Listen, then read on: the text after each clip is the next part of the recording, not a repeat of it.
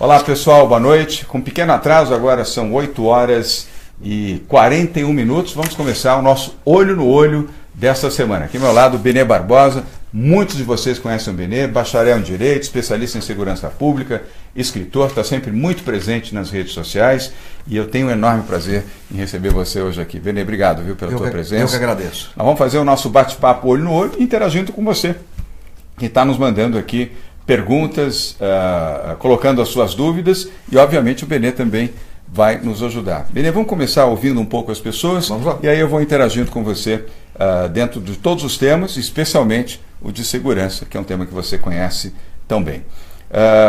Olha, a Ludmila Florencio diz aqui o seguinte: a cidade está com muitos buracos, quando isso será resolvido e se o programa Asfalto Novo já começou? Ludmila, começaram 2 programas, o programa Tapa Buracos, pelas prefeituras regionais, e o programa Asfalto Novo. O programa Tapa Buraco, cada uma das 32 prefeituras regionais, Benê, realiza o seu programa diariamente, mas São Paulo nós recebemos com mais de 650 mil buracos pela cidade inteira, ondulações, buracos, as vias públicas de São Paulo estão ainda em mau estado. Nós estamos fazendo esse processo de correção. As chuvas de verão, evidentemente, prejudicaram ainda mais o asfalto. Com a incidência de sol e chuva, piora, evidentemente, a sua qualidade de manutenção. Estamos fazendo um esforço grande, reconhecemos que ainda há muito por fazer, mas estamos trabalhando, Ludmila, nesse sentido.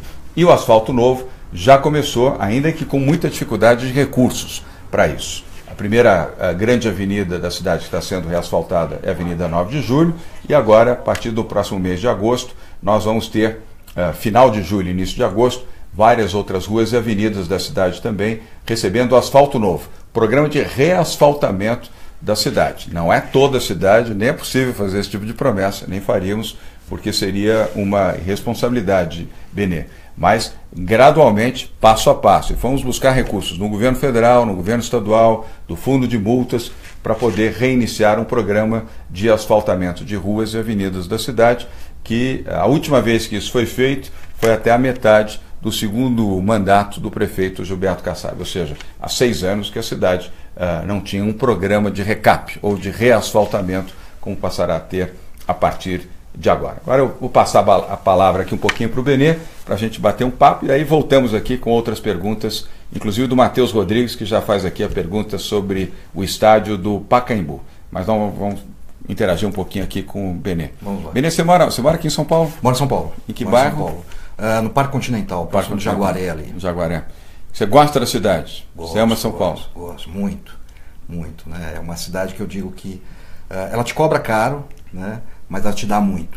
Né? Então realmente São Paulo é uma cidade apaixonante, mesmo com todos os problemas que ela possui, mesmo com a economia, com essa dificuldade, mas é uma cidade apaixonante. Sim, né? sem dúvida. Quem mora em São Paulo normalmente gosta da cidade.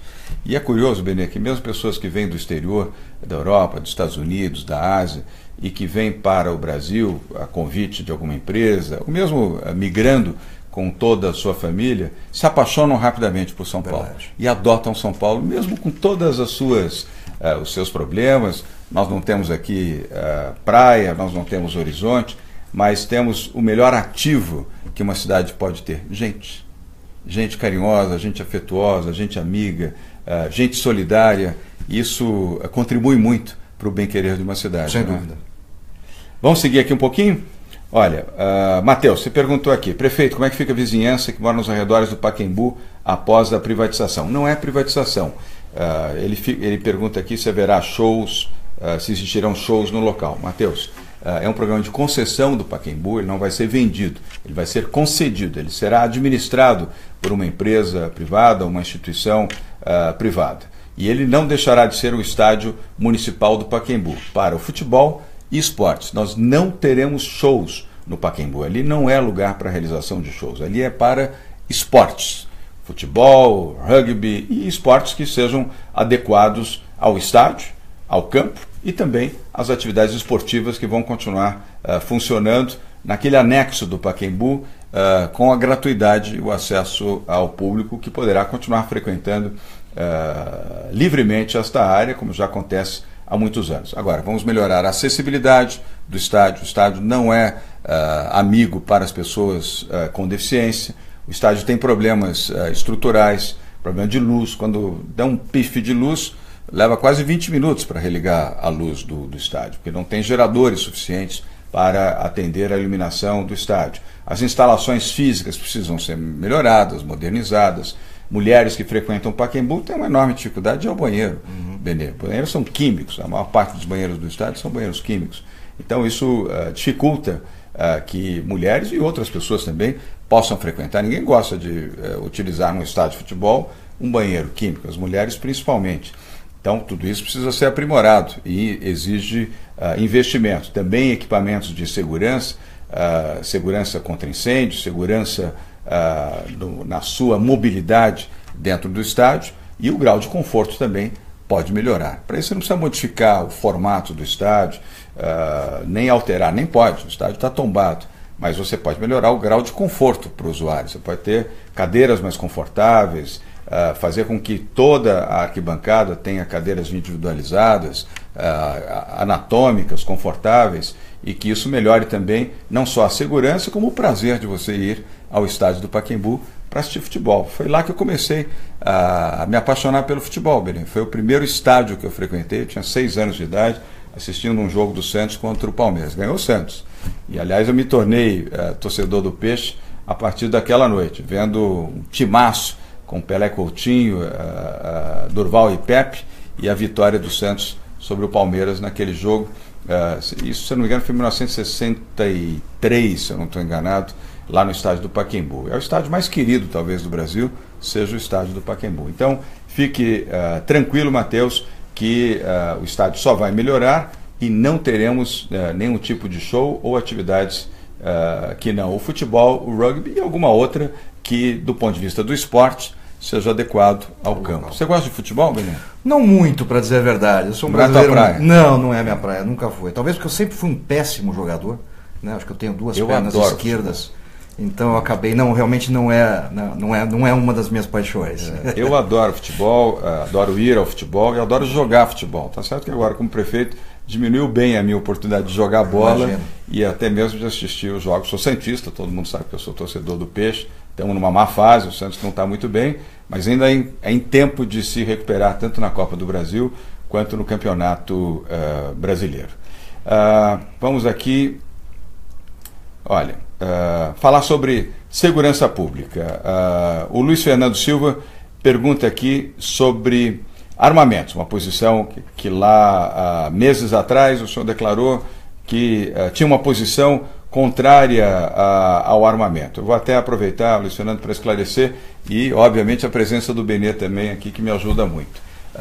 Eu pessoalmente não gosto de armas e não tenho armas, mas eu respeito primeiro as pessoas que têm essa opção, depois aquilo que está dentro da legislação. Eu não vou confrontar aquilo que a lei admite e permite. Eu pessoalmente não gosto, e eduquei os meus filhos também para não gostarem de armas. Mas eu não condeno as pessoas que têm essa opção e que legalmente têm a posse de armas e defendem isso e adotam esta opção, repito, sempre dentro da legalidade. Mas eu, pessoalmente, não gosto. Eu tenho uma linha, pessoalmente, eu diria, mais determinada pela opção que eu fiz já há muitos anos de não ter arma em casa e nem estimular que os meus filhos brincassem com armamentos, ainda que de brinquedos. Já tive, infelizmente, momentos passados, já fui vítima de assaltos com arma na mão, sei o que é esse sofrimento, fui vítima disso, mas respeito as pessoas que têm uma opinião distinta. E falando em opinião distinta, está aqui o Benê. O Benê conhece isso profundamente. Então, Benê, queria ouvir um pouquinho a sua opinião e a sua orientação também. Vamos lá, né? Eu acho que essa oportunidade é excelente, né, para a gente deixar as coisas mais claras, as posições mais claras, né, que muitas vezes são mal interpretadas ou interpretadas de uma forma errada, ideológica e etc. Né? Aliás, muito ideológico. Né? Muito ideológico. Né? Aliás, é o seguinte, o grande problema hoje, né, da política nacional de segurança pública, né, é a contaminação ideológica, né, que começa a acontecer na década de 70, né, depois na década de 80 literalmente chega ao poder e acabou se instalando, né? E aí, ano após ano, governo após governo, né, a gente acaba vendo, né, de uma forma geral, né, a segurança pública baseada em preceitos puramente ideológicos. Né? Então, a cadeia não resolve, né? Prender não resolve, construir escolas não construa cadeia, como se uma coisa fosse excludente da outra. Uma coisa não anula a outra. Exatamente. Uma tese absurdamente preconceituosa, né? Que é a tese de que a criminalidade se gera na pobreza. Muito pelo contrário. Né? A pobreza é fruto também de uma criminalidade alta, porque ali a pessoa não consegue instalar o seu negócio, não há investimento, o pequeno investidor nas periferias, nas favelas, acaba desistindo porque ele é assaltado, ele é furtado, tem sua loja arrombada durante as noites. Então, a tese que não se sustenta. E entre elas, a questão do desarmamento.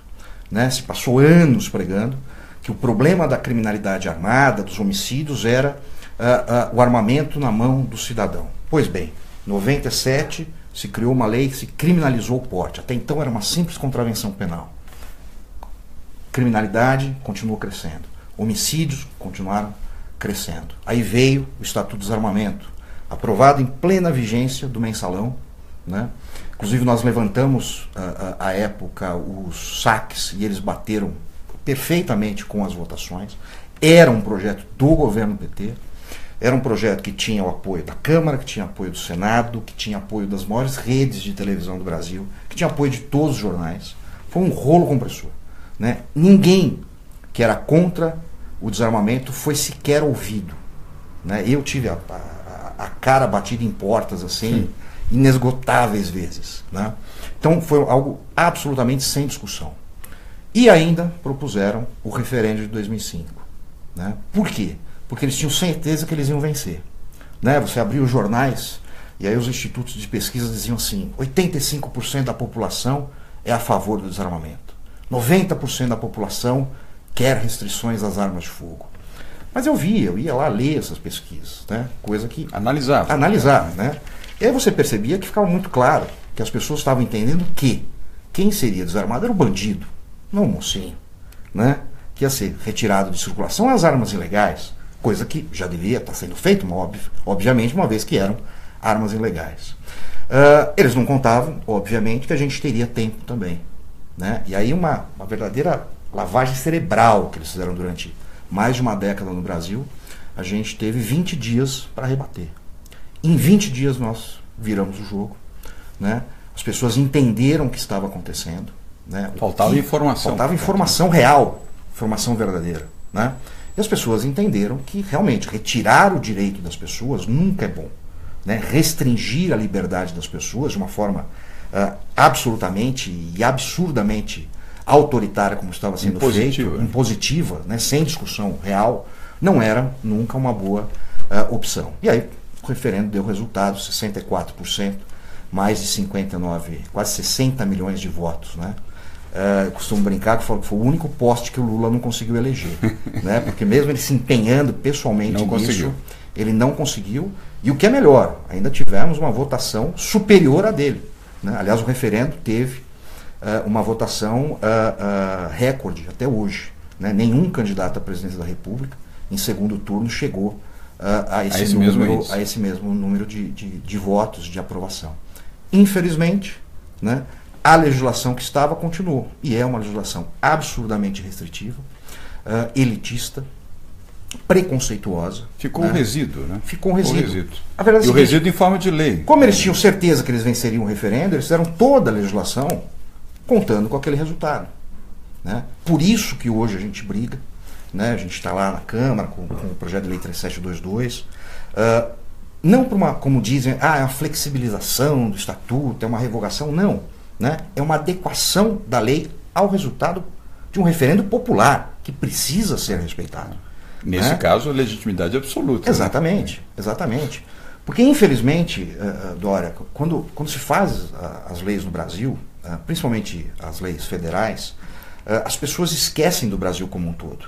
Né? Então, quando fizeram o Estatuto do Desarmamento, pensaram aqui em São Paulo, pensaram no Rio de Janeiro, pensaram em Belo Horizonte, pensaram em Brasília, só que esqueceram que tem uma pessoa a 400 quilômetros de Manaus, no meio de um rio, que precisa de uma espingarda para sobreviver, e ela nunca vai conseguir comprar uma espingarda legalmente com a legislação que nós temos hoje. Ou seja, ela vai ser jogada para a ilegalidade, né? O que acaba fomentando ainda mais a informalidade, a ilegalidade, o tráfico internacional de armas de fogo e munições, por falta de opção do cidadão. Então é isso que a gente busca harmonizar a legislação com o que é necessário para o resultado do referendo, que é um anseio da população, né? Então a ideia não é dizer, não, vamos armar as pessoas. Não, muito pelo contrário, né? O governo pode e deve, né, cuidar disso, óbvio. Como? Né? Não é chegando e arrancando a minha arma, né? É dando uma segurança pública para um dia, se eu quiser, falar, quer saber, eu não preciso de arma.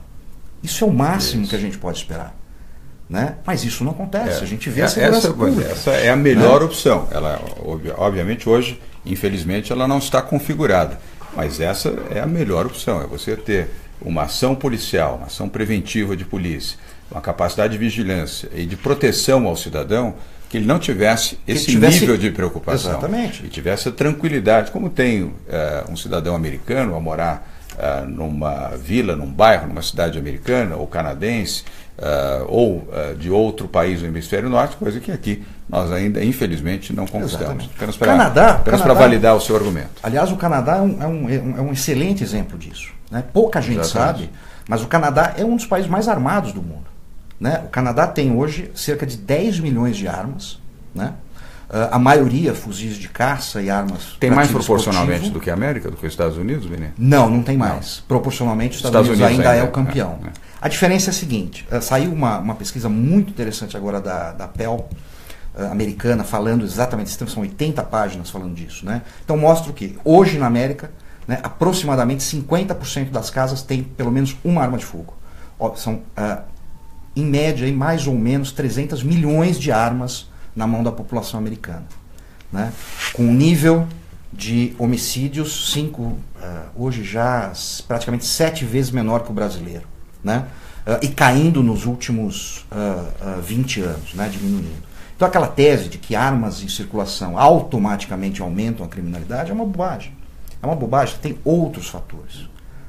Benê, mas você está falando dos Estados Unidos, você está falando do Canadá, você está falando da Suíça, países desenvolvidos, com um policiamento excepcional, com investigação de crimes, com resolução de homicídios, que é uma barbaridade no Brasil, né? Então tá bom. Então vamos vir aqui para nossos vizinhos, vamos vir para a América do Sul, né? Uruguai. Uruguai é o país mais armado da América Latina.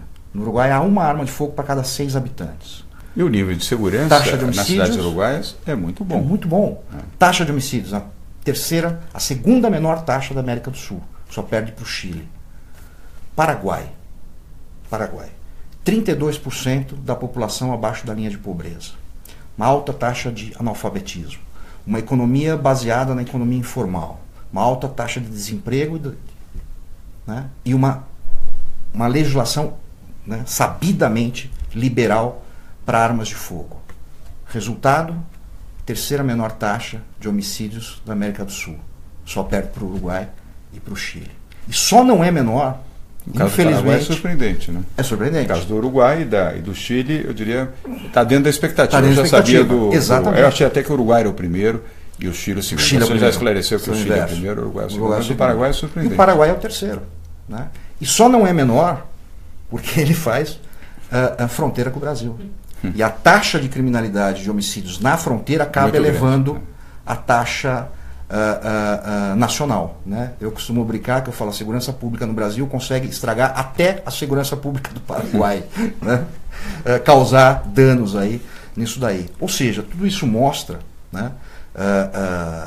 Acho que de uma forma inequívoca, isso a gente traz muito fortemente no nosso livro, essa questão de que não é a existência da arma de fogo que traz a criminalidade, né? Seria a mesma coisa de imaginar e falar assim, então quanto mais aviões voando, sempre vai ter mais acidente. Não é isso que acontece, porque você vai criando mecanismos, né, para evitar que isso aconteça. Você tem razão, não é a ordem direta, né? Não é a ordem direta, né? Você, às vezes, até encontra uma correlação direta. Ordem direta do ponto de vista de responsabilidade. Mas não é causalidade.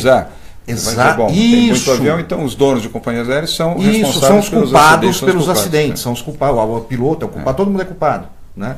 No caso da a arma, priori, né? A priori. No caso da arma, acontece o inverso. Né? O que a gente assiste nos últimos anos é o seguinte, as manchetes são o seguinte: armas matam. Como se não houvesse por trás dessa arma um ser humano que escolheu delinquir.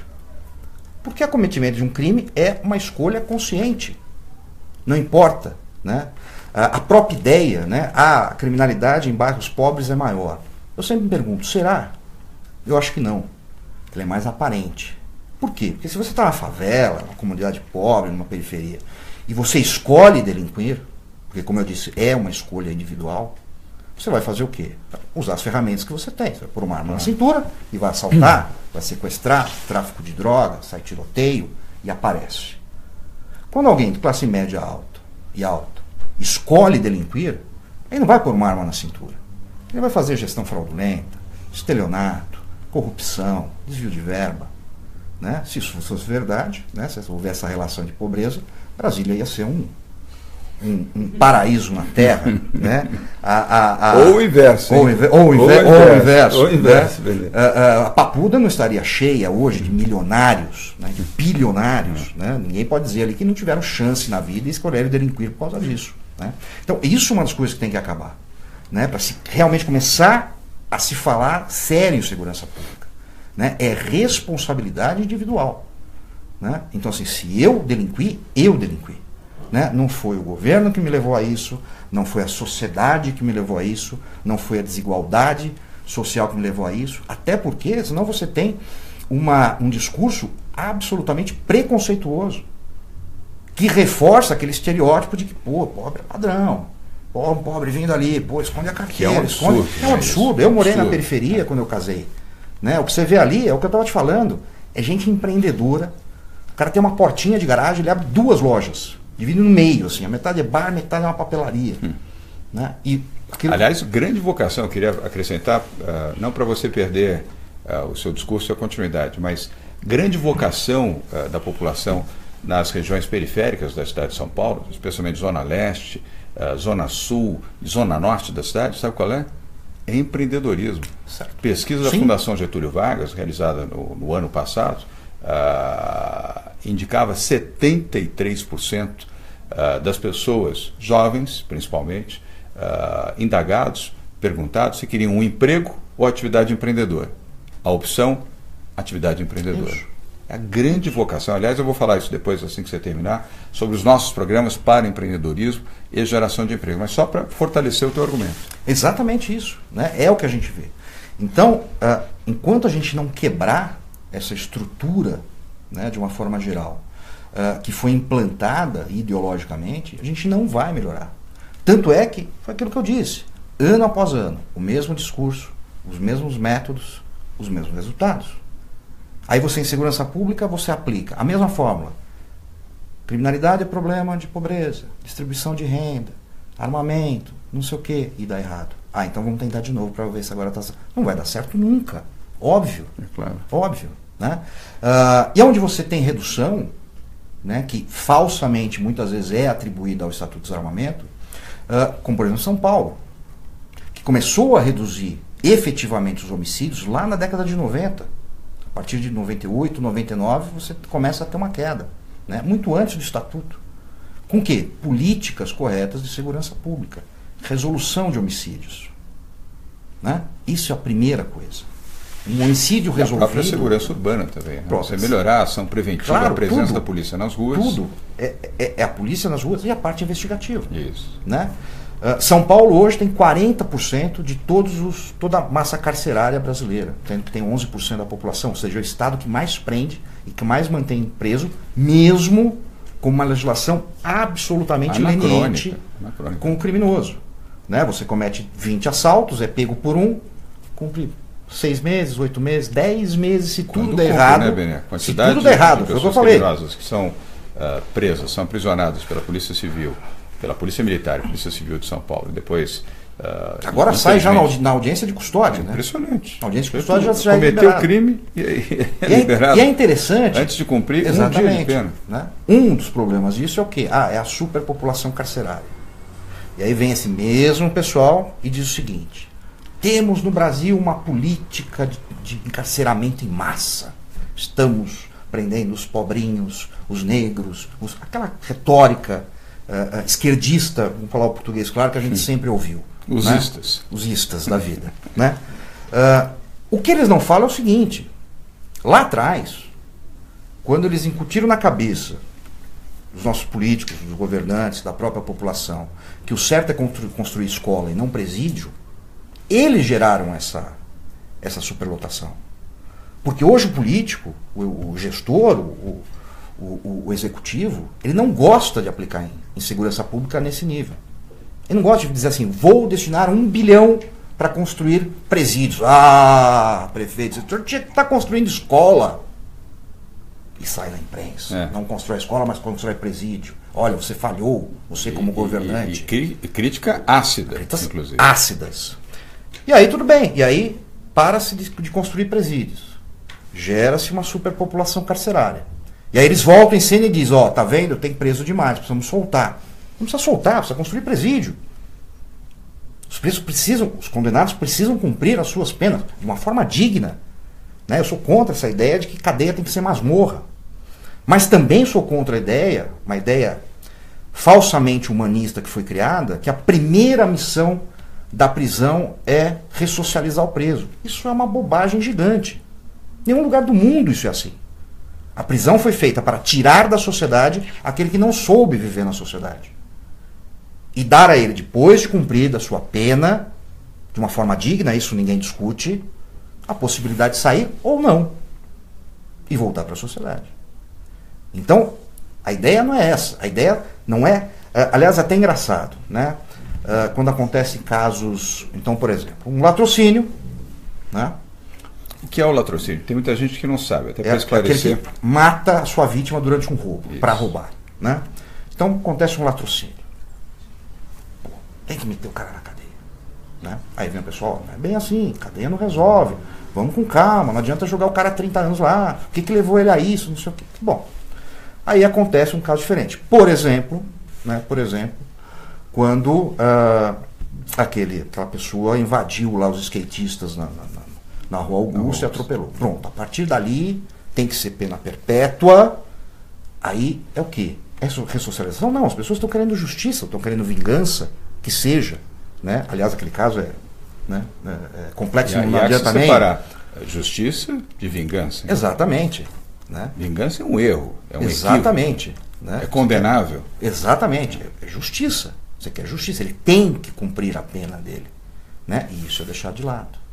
Né? Então, toda essa série de problemas puramente ideológicos que a gente está enfrentando no Brasil nos trouxe até aqui. Pelo menos 60 mil assassinatos todos os anos, né? Mais de 60 mil estupros registrados. A gente sabe que a minoria é registrada. A gente não faz, a maioria não faz isso. Sequestros, roubos, tortura, invasão de residência. Né? E, mais uma vez, repito, enquanto a gente estiver baseado nessas políticas de segurança pública em nível nacional, a gente não resolve nada. Vini, eu vi que você trouxe muitos livros. São todos seus? Não. Agora são todos seus. Tem alguns que são de coautoria, né? Isso. Esse é o meu, coautoria com Flávio Quintela, que trata especificamente da questão do desarmamento, principalmente focado aqui no Brasil. Sobre desarmamento. Né? Continua nas livrarias? Continua nas livrarias. Se quiserem, podem encontrar? Continua nas livrarias. Tira para mim sobre desarmamento. É um livro que a gente fez com uma Flávio Quintela, com a linguagem mais clara possível, né? Mais simples possível, para que realmente as pessoas entendam e aprendam, né? Eu costumo dizer, aprendam a identificar, a identificar o que é publicado, né? Do que é verdade. Né? Então você vê lá, 80% armas matam na imprensa, é mais ou menos o que acontecia com as marginais. Né? Quando se falou em subir de novo a velocidade das marginais, começou a aparecer estudo de todo lugar. Estudos comprovam isso. Estudos comprovam que a cada 1 quilômetro a mais 20 mil pessoas morrem por ano. Né? Aí você vai ver aquilo e fala, mas não é nada disso. Conversa fiada. Né? Conversa fiada. Inclusive os índices, nós revelamos essa semana. Houve uma diminuição do índice de mortes nas marginais, contrariando as informações equivocadas e até mentirosas que foram veiculadas. E nenhuma morte, graças a Deus, espero que continue assim, nas marginais Tietê e Pinheiros, foram originárias de excesso de velocidade. A maioria, lamentavelmente, vitimou motociclistas. 84% de motociclistas que, de maneira temerária, dirigem nas marginais Tietê e Pinheiros. E alguns motoristas que também, de forma temerária, não respeitam motociclistas.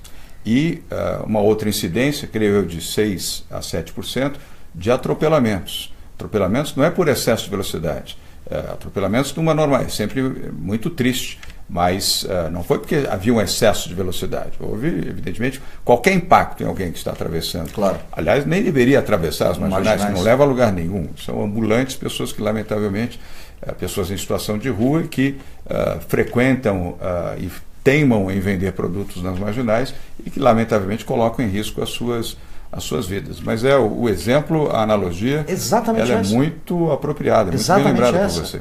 Porque assim, e quando começaram a aparecer essas pesquisas, essas manchetes, mas foi automática a associação que eu fiz. Né? Agora, quando até foram vinda dos mesmos institutos. Vou te dar vou aumentar ainda mais o seu argumento. Quando foram fazer a pesquisa, inclusive um importante instituto de pesquisa aqui de São Paulo, respeitável, mas quando encomendaram, o Jornal de São Paulo encomendou a pesquisa a esse instituto, os jornalistas, enfim, os editores, tinham certeza de que a população condenaria o aumento da velocidade. O que aconteceu? O inverso. O inverso. A maioria absoluta da população consultada aprovou o aumento das velocidades nas marginais Tietê e Pinheiros, na forma correta, sensata e tecnicamente feita, com a ajuda da CT, da Companhia de Engenharia de Tráfego, da cidade de São Paulo, desde 25 de janeiro deste ano. Tanto é que nós vamos manter, porque as velocidades ali estão funcionando bem, atendem adequadamente. Vale uma outra lembrança também para fortalecer o seu argumento. Você sabe disso, mas para lembrar quem está nos assistindo aqui, que mais de 70% dos acidentes nas marginais acontecem em horários de pico. Onde está qual é a velocidade? Média, 40, 45 km por hora, porque é o pico da faixa das 17 até as 21 horas. É o maior movimento de veículos nas marginais, onde não há possibilidade física de aumento de velocidade. Portanto, para ainda fortalecer o seu argumento. Queria falar ainda de segurança.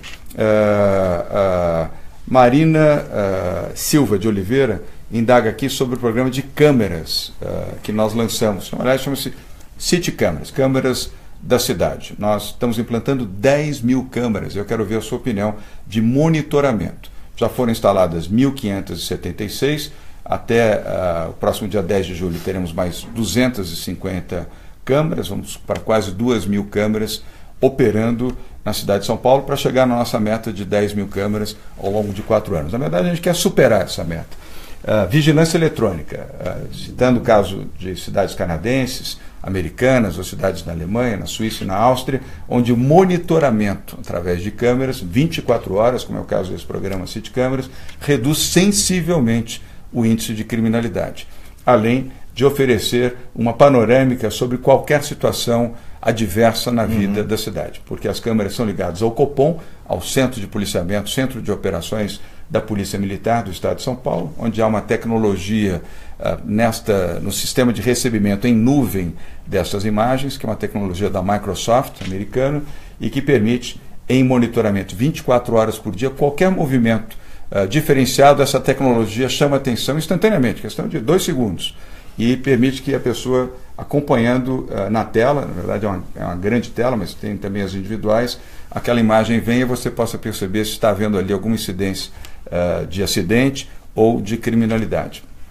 E isso vai melhorar fortemente o regime de vigilância e a diminuição de crime na cidade de São Paulo. Eu queria ouvir um pouco a sua opinião, você que é um especialista nessa área. Eu acho importante, desde que ela venha, como você disse, acompanhada de uma pronta resposta. Claro. Né? Porque eu já vi esses sistemas fracassarem totalmente, porque você coloca alguém ali para ficar olhando, e ele fica olhando e ele só assiste, porque ele não tem como dar uma pronta resposta. Claro. Né? Eu já vi isso acontecendo.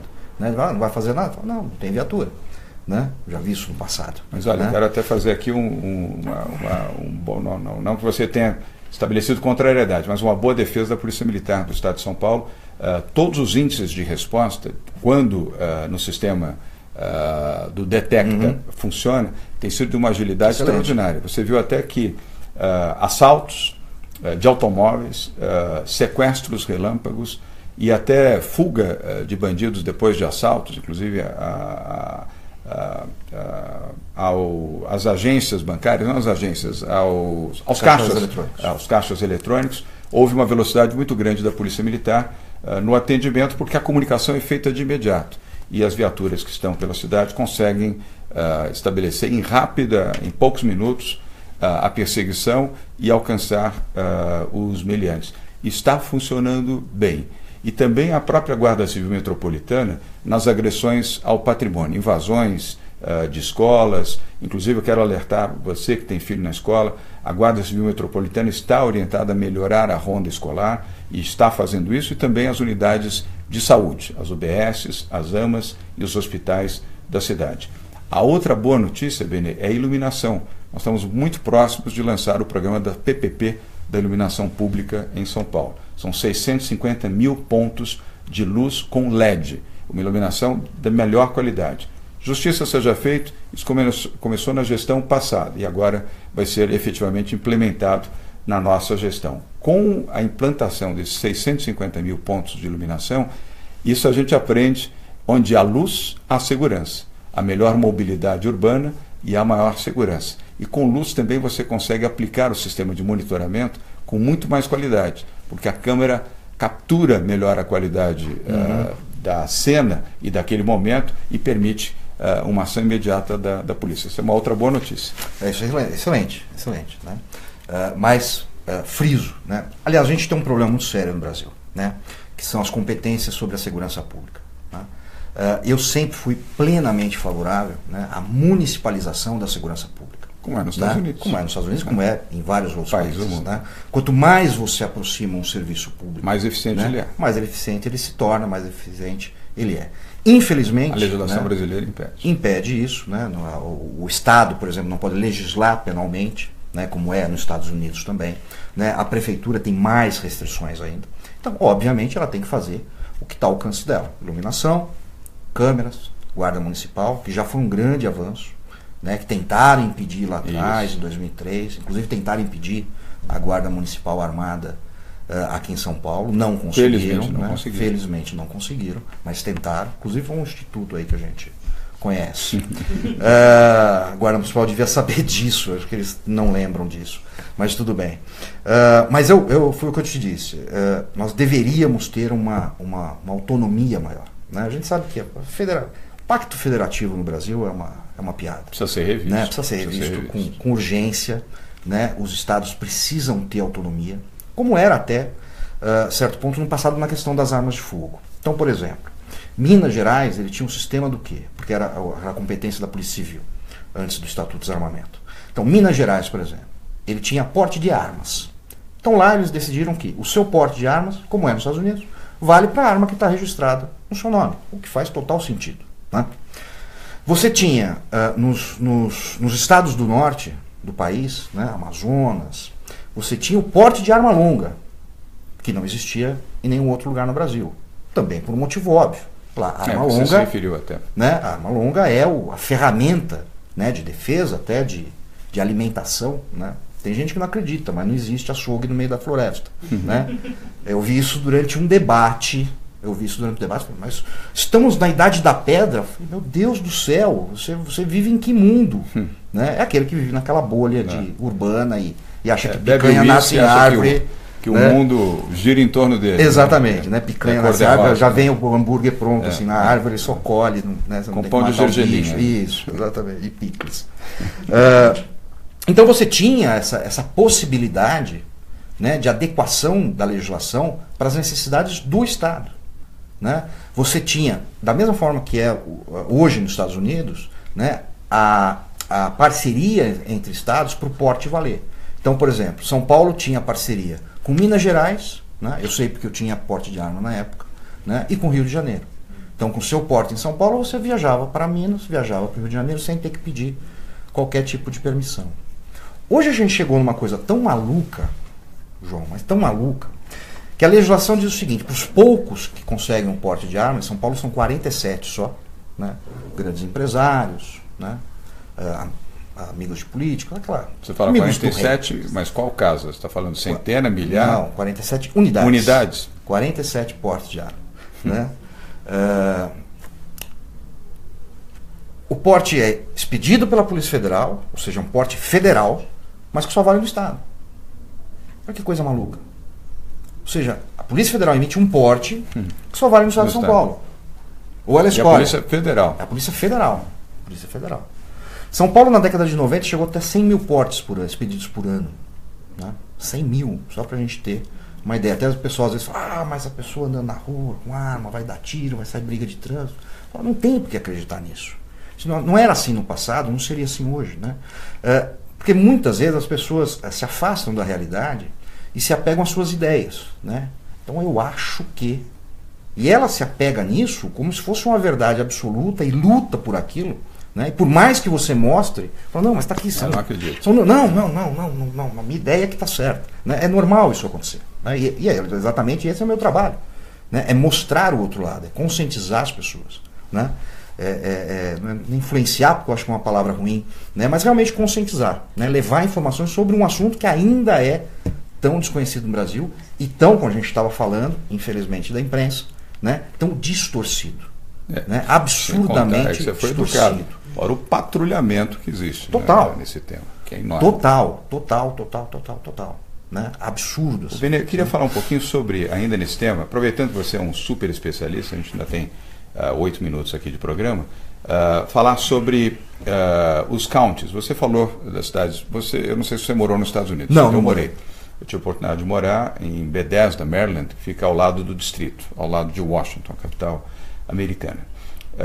E como qualquer outra cidade americana, você tem os bairros, você tem os grandes bairros aqui de São Paulo seriam counties, seriam pequenas cidades nos Estados Unidos. E cada county tem a sua polícia. Isso. Você comentou. Polícia municipal. A polícia municipal. E ela é de alta eficiência, porque ela conhece profundamente aquela área, os campos de atuação de cada polícia municipal são menores, portanto ela tem muito mais eficiência, ela conhece, ela é mais presente, mais participativa, ela faz uma vigilância com muito mais qualidade, seja de trânsito, seja de proteção, seja de investigação, consegue uma produtividade muito maior e garante ao cidadão um nível de proteção de primeiro mundo.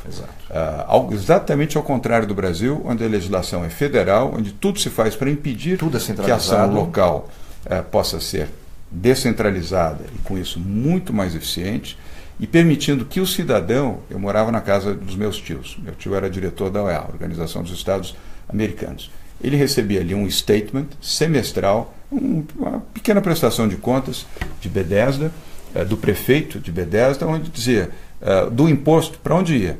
Então tinha lá a recuperação de praças, recuperação de asfalto, recuperação de calçadas, investimento na polícia e indicava até onde. Compra de 15 automóveis para a polícia de Bethesda, compra de sistemas de monitoramento com 200 câmeras e assim todas as informações, ou seja, o munícipe ainda era informado para onde ia o imposto que ele pagava. Olha que coisa extraordinária. Estamos falando já há muitos anos que isso acontecia. Você acredita que essa municipalização da polícia ajudaria a diminuir a violência e a proteger melhor o cidadão? Sem dúvida.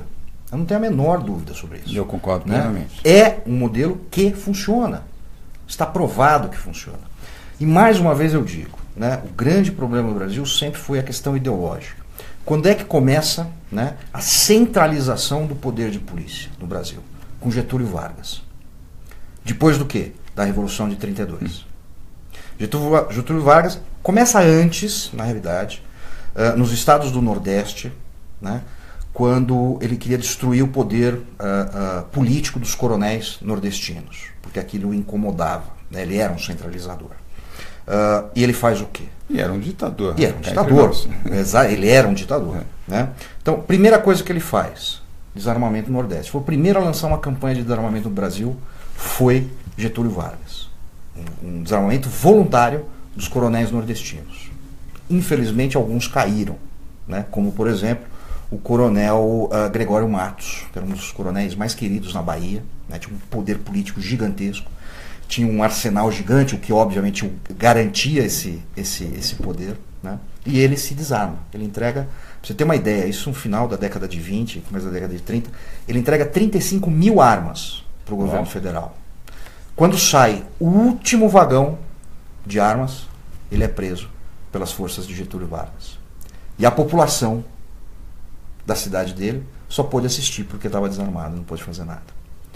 Getúlio Vargas é pressionado, o solta, sem deixá-lo sair de Salvador. Ele um dia passeando com a filha de 6 anos, assassinado por um policial com 3 tiros pelas costas. Obviamente, Amando se sabe, ou se imagina, de quem? De quem. Depois disso explode a Revolução de 30. E nisso daí, olha só que engraçado, Getúlio ainda usa o Lampião como desculpa para o desarmamento do Nordeste. Que ele inventa a seguinte história: olha, Lampião só consegue as armas dele roubando as armas dos fazendeiros. Nós já ouvimos essa história, hein? Nós já ouvimos essa história aqui há muito pouco tempo atrás, quando inventaram as campanhas de desarmamento. Olha, a arma do criminoso foi do cidadão de bem, que é roubada e volta. A mentira. A mesma mentira que ele usou lá para desarmar os fazendeiros. Depois disso, estoura a Revolução de 30, né? E ele percebe uma coisa interessante, né? São Paulo é esmagado, as forças de São Paulo são esmagadas. Quais são as forças de São Paulo? Força Pública, Polícia Militar, uma parte das forças militares federais, do Exército, que se rebelam contra Getúlio, aqui em solo paulista, e os cidadãos, que com suas armas foram ser voluntários para os combates. E aí Getúlio percebe o seguinte: não é interessante você ter uma polícia estadual sem rédea. Pra você ter uma ideia, naquela época a Força Pública de São Paulo tinha aviação de guerra. Estado, não lembrava. Aviação de guerra, artilharia, canhões franceses, Krupp, metralhadoras, tanques. A Força Pública tinha isso. Por quê? Porque ela podia ter. Tinha dinheiro para ter, ela tinha, né? Podia comprar arma de qualquer calibre, da mesma forma que o cidadão. Quando houve esse levante, Getúlio falou: opa, esse negócio de arma na mão da população não é legal. Pode se voltar contra mim mais uma vez.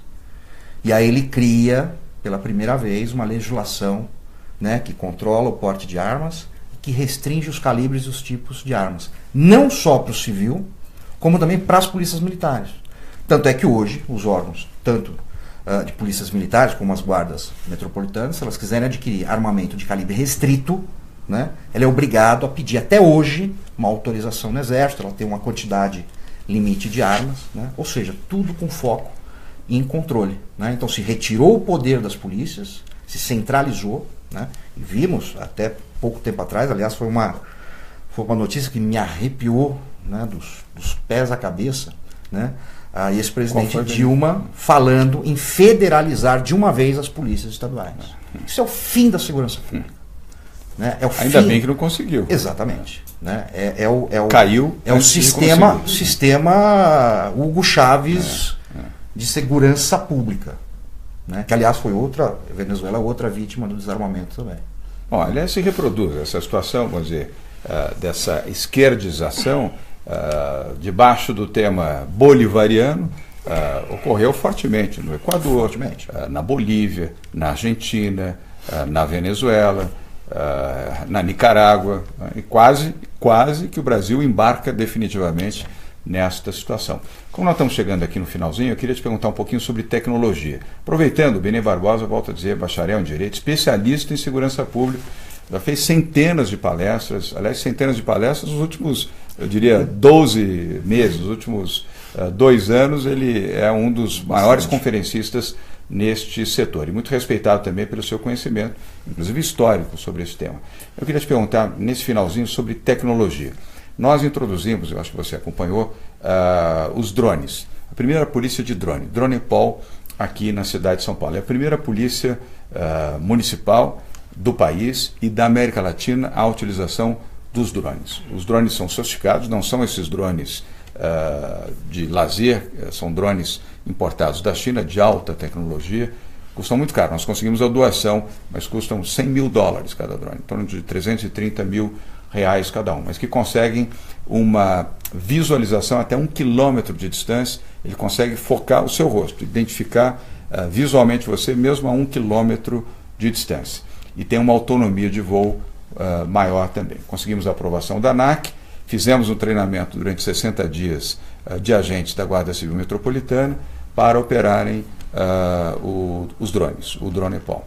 E temos utilizado os drones diariamente, inclusive na vigilância da Nova Luz, da região central da cidade, para contribuir com a Polícia Civil e a Polícia Militar na identificação dos traficantes, para prender traficantes na região central da cidade. E tem ajudado muito, que com estas informações visuais, a Polícia Militar e a Polícia Civil, sobretudo o Departamento de Narcóticos, têm conseguido atuar nessa região central de maneira cirúrgica, identificar e prender traficantes, narcotraficantes, no centro da cidade de São Paulo. Eu queria ouvir um pouco você sobre tecnologia, inclusive essa das imagens transmitidas pelos drones, que também vão para o Copom, Centro de Comando de Policiamento da Polícia Militar, e depois compartilhados com a Polícia Civil.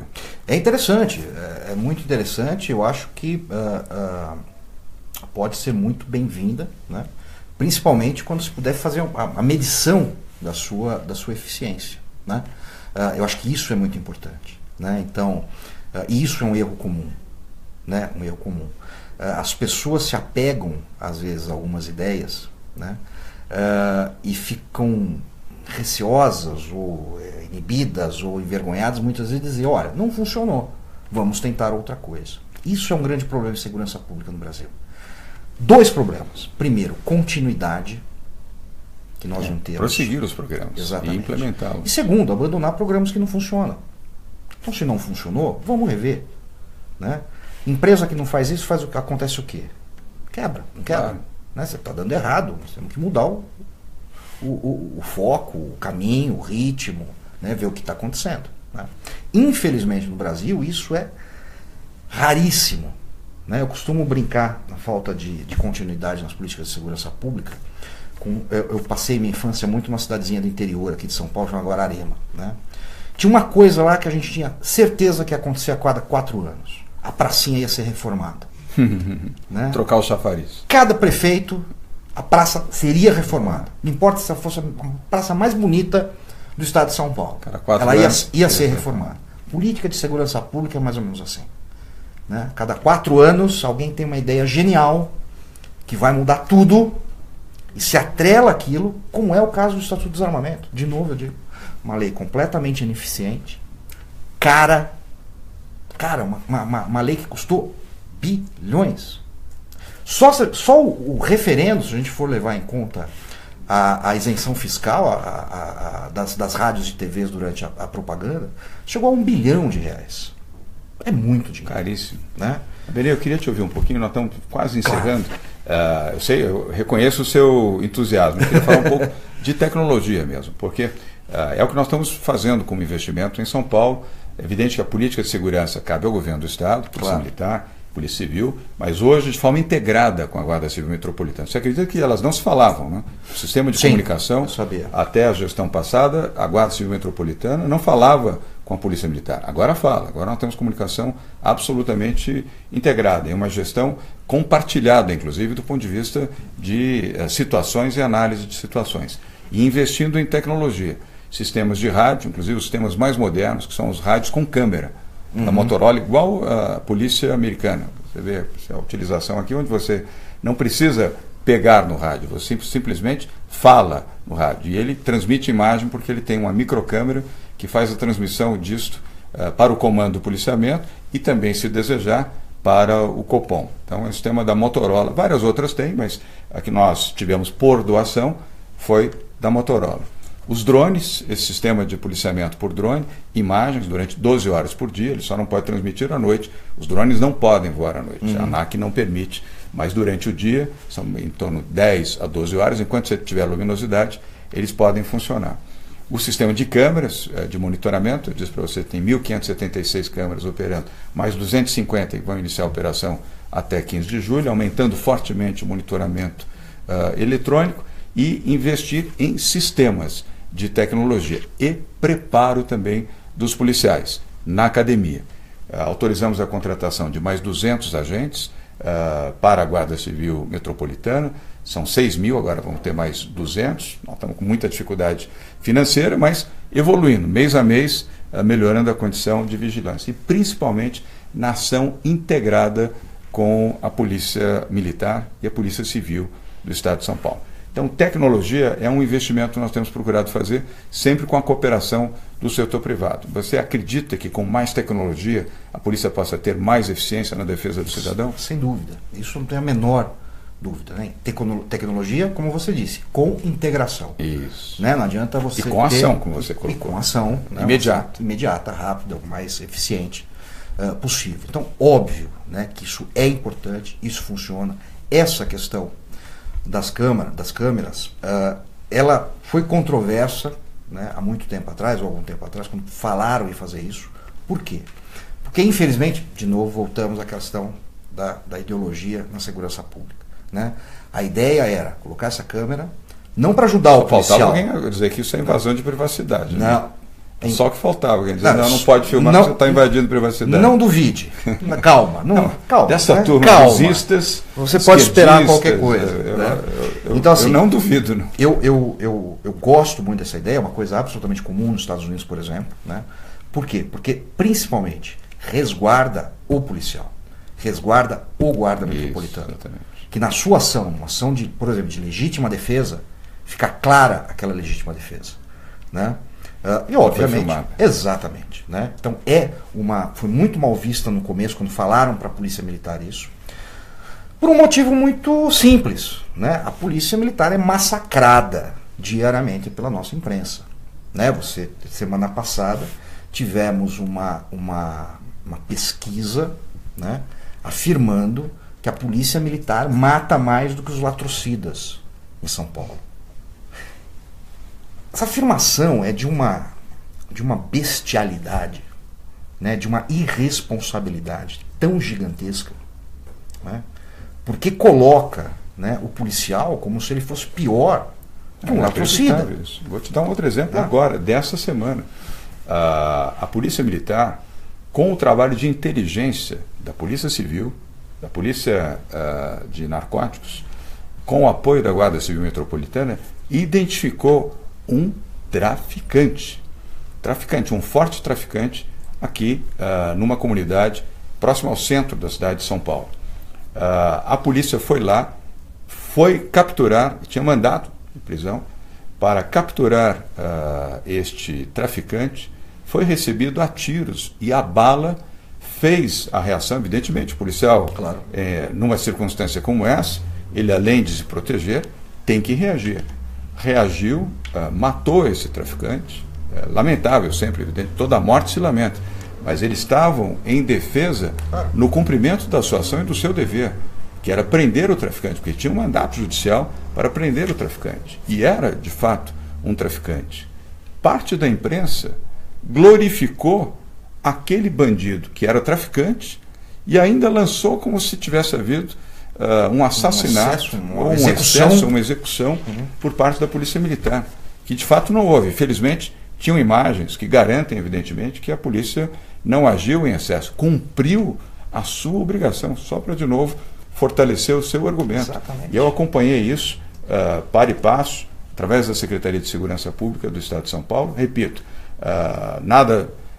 ninguém aqui está louvando a morte, nem a ação extrema para isso, mas lá na legítima defesa, um policial cumprindo no estrito cumprimento do dever, aí você glorifica o bandido e transforma o bandido que assalta, que mata, que rouba, que trafica, que pega adolescentes e coloca drogas e estimula essas crianças ou jovens adolescentes a irem para o caminho das drogas ou se tornarem traficantes, e aí transforma isso num herói. Exatamente. E o policial que trabalha sob risco o dia inteiro, ele se torna assim. O responsável, ele vira um bandido na história. Infelizmente. Você lembra o caso do... Não estou dizendo que todas as situações sejam essas. Não, mas neste acontece, caso específico, acontece muito. Foi. Acontece muito. Eu digo que, infelizmente, né, há sempre uma glorificação, né, do bandido, do errado, né, isso não é raro. Né? Você lembra aquele caso no cinema do Shopping Morumbi, que o cara entrou atirando, né? Durante uma sessão de cinema. Durante uma sessão de cinema, com uma metralhadora que ele comprou numa favela. Alguém lembra de ter visto uma fotinho sequer do herói que estava dentro do cinema, que se levantou e se jogou em cima dele enquanto ele foi trocar o carregador? Nada. Nada, nenhuma palavra. Como se fosse proibido, como se fosse feio. Né? O heroísmo no Brasil parece que virou uma coisa feia. Às vezes eu vejo notícias, né? Tipo, ou o cumprimento da função. Eu ia falar isso agora. Dessa pessoa, eu me lembro bem até. Faz bastante tempo isso. Muito tempo. Década de 90. Isso, 90 por mais de 15 anos. Mais. Mas aquele que está no cumprimento da sua função, ele já corre o risco naturalmente de cumprir a sua função. Exatamente. E quando cumpre a sua função, ainda é condenado por isso. Exatamente. É o que acontece. Tivemos um caso agora, se não me engano, foi em Minas Gerais, em Belo Horizonte, que a chamada da matéria foi o seguinte: sargento da Polícia Militar suspeito de ter reagido. Como é que alguém é suspeito de uma coisa que não é crime?